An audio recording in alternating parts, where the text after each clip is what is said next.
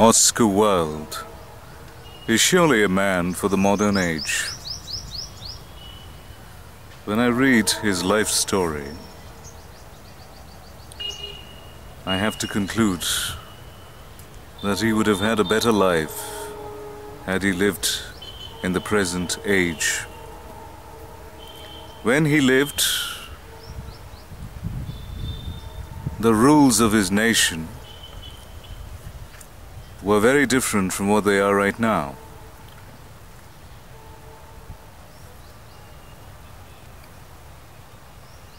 He lived, some say, for the sake of pleasure. He lived in order to gratify himself.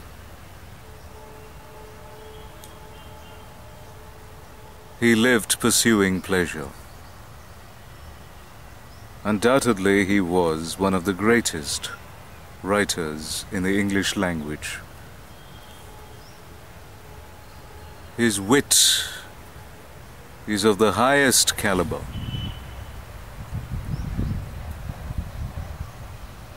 His knowledge of the world is indeed brilliant. But he died a sad death. He died a tragic death. Before he died, he was put in prison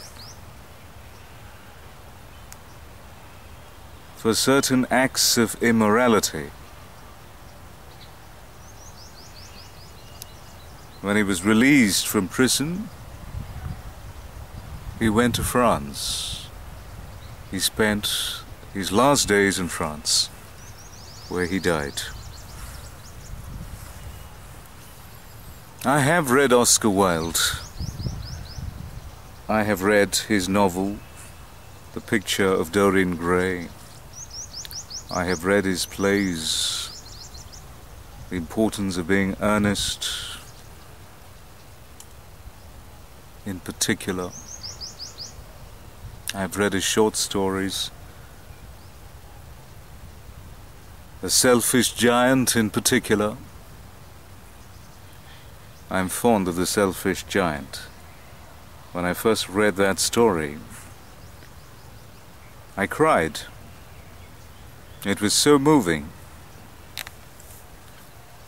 Christ has a role to play in that story.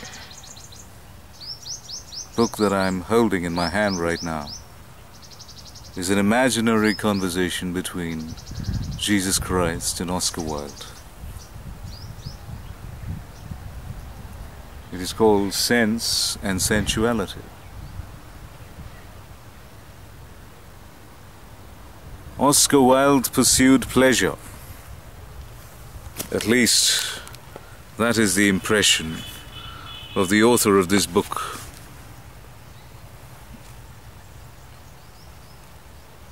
He desired a certain kind of life. This writer compares Oscar Wilde with Solomon, who said that he did not deny his heart any pleasure. He quotes from Ecclesiastes 2, verse 10, "I refused my heart no pleasure." What happened to Solomon, finally? What happened to Oscar Wilde, finally? Is the pursuit of pleasure the road to enlightenment, the road to improvement, the road to health? Pleasure, it is a fleeting thing. I have looked for pleasure in my own life, and I discovered that pleasure does not last. What is pleasing now is repugnant later.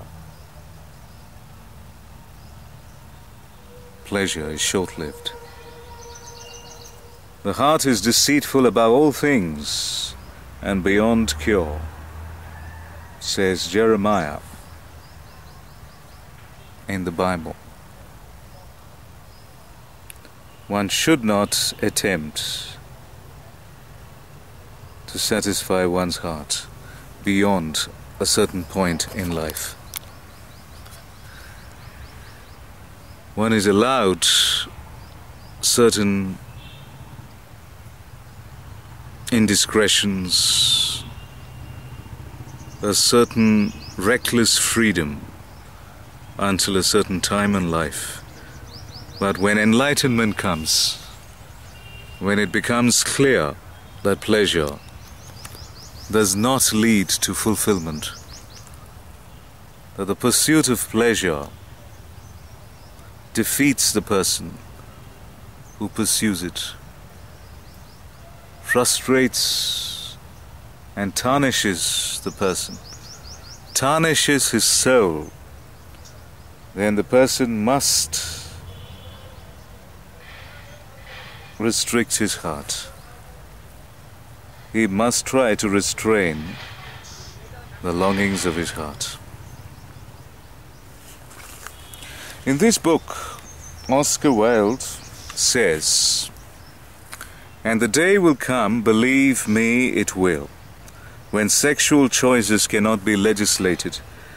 Then society will have reached its ideal state by not interfering with the proclivities of people." He says this to Jesus Christ. The day will come.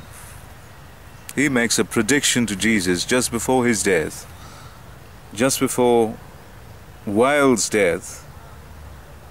Oscar Wilde makes this prediction that the day will indeed come when sexual choices cannot be legislated. I suppose the day has already come. That prophecy is already true in certain parts of the world. Sexual choices cannot be legislated anymore. People are free to choose their sexuality. People are free to choose their sexual proclivities. I don't think they're utterly free, but they are more free than they were before. But has this led to joy? Has this led to fulfillment? Has this led to enlightenment? The response of Jesus Christ is this: just because society may change its laws governing sexual behavior doesn't mean the change will be for the better. Sexual liberation, does it lead to happiness? Does it lead to health? People feel that it leads to health. At least some people feel that way. They feel the sexual repression. Sexual denial is not good. Can a man express his sexuality any way he wants? That is the question. Laws are repugnant to some people. Laws that govern human behavior, especially human sexual behavior, are repugnant to people like Oscar Wilde. And yet they are necessary. They are necessary for the protection of others. Some people may say, if two consenting adults decide to have sex, even if they are from the same gender, what is wrong with it? How does it affect another person?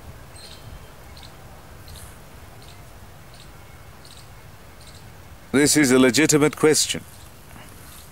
But to answer it from my point of view, to answer it from God's point of view, and my point of view is similar to God's point of view, is this: homosexuality, sexual relations between members of the same sex, is not according to the plan of God. This is clear in the Bible. Not absolutely and brilliantly clear, but clear. Clear enough. And I don't think there is any room for ambiguity in this matter. Though there are some people who think that there is room for a different interpretation. I read today that gays could be allowed to become bishops in the Protestant church.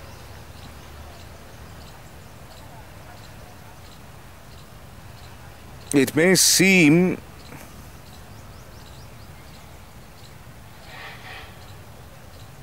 highly reprehensible to some people how some Christians could be practicing homosexuals, how some Christian officials could be practicing homosexuals. But it is a reality in today's world. Homosexuality has always existed. I once spoke to my Jesuit teacher and asked him about the scandals in the Catholic Church. He said homosexuality has been in existence right from the beginning.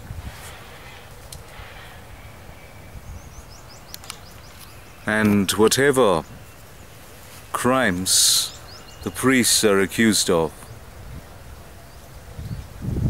have been committed right from the beginning of time. This is human nature. This is a part of human nature.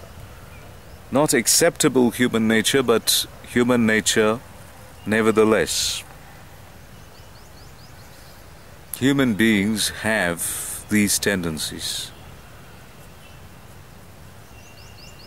And for us to call them natural tendencies and unnatural tendencies may not be utterly unjustified, because the Bible does describe homosexuality as an unnatural relationship. But scientifically speaking, these tendencies exist. All tendencies, both normal and abnormal tendencies, both natural and unnatural tendencies exist among all human beings.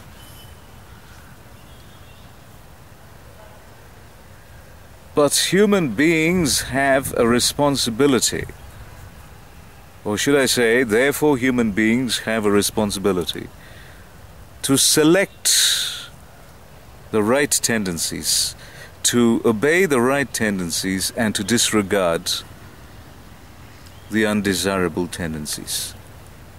I suppose everyone, to a certain extent, may have these abnormal tendencies. But it is the job of everyone to bridle the unnecessary, the undesirable tendencies, and to give expression to the necessary ones. Now, saying this is easy, practicing this is extremely difficult. Some would say it is impossible. But impossibility is largely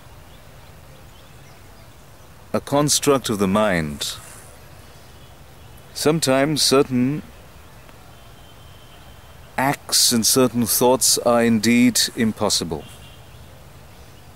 But in this case, the impossibility lies, I believe, in the human mind. One is born with these tendencies. That's what one says these days.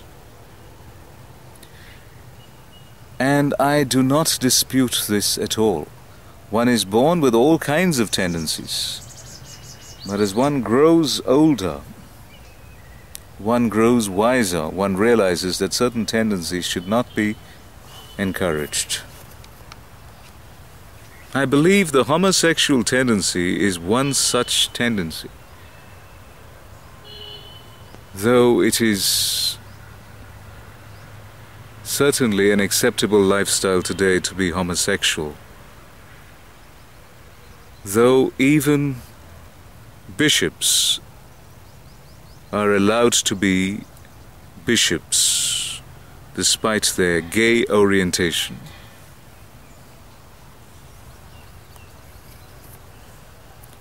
This tendency is not what God approves of, at least from the point of view of the Bible.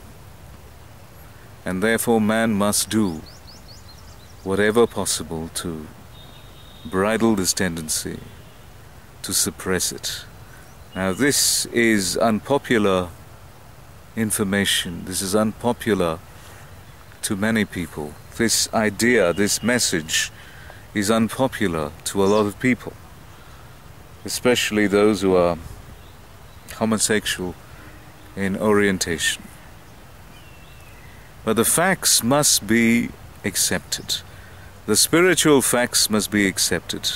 The biblical facts must be accepted and respected. This world, you may say, has progressed. And from the point of view of education and technology, the world has indeed progressed. But man essentially remains the same. The deceitful heart remains the same. Human nature remains the same. Though there are certain improvements in the way human beings behave, there are modifications in human behavior. But behavior in its essence, human behavior, human nature in its essence remains the same. And what applied then still applies.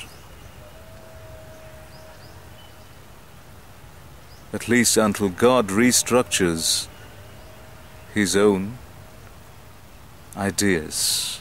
Until then, man will do well to align himself with God. I haven't read this book completely. Oscar Wilde, despite his brilliance, despite his amazing understanding, died a sad man. Solomon, despite his unprecedented wisdom, his unparalleled wisdom, died a broken man. He displeased God by acting too smart. He displeased God by turning his attention to other gods. He displeased God by violating God's laws.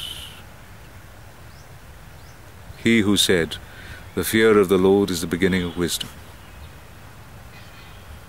did not have that fear. Oscar Wilde did not have that fear. By fear I mean respect, veneration. You respect God so much that you want to align yourself with Him. You respect God enough to follow His rules. That is what is required. And though sexual liberation has indeed arrived to a certain degree, happiness has certainly not arrived. Health has not arrived. Not according to God, not according to me.